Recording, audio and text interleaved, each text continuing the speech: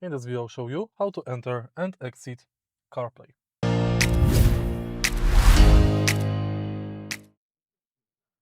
In the beginning, make sure that your smartphone is connected with car via Bluetooth. And now, to enter CarPlay, simply select Apple CarPlay from the screen.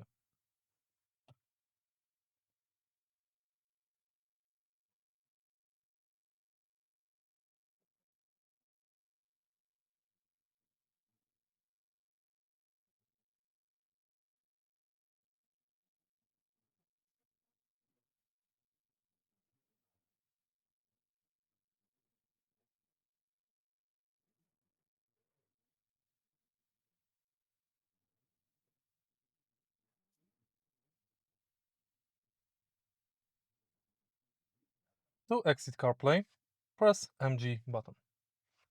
If you find this video helpful, please leave like, comment and subscribe.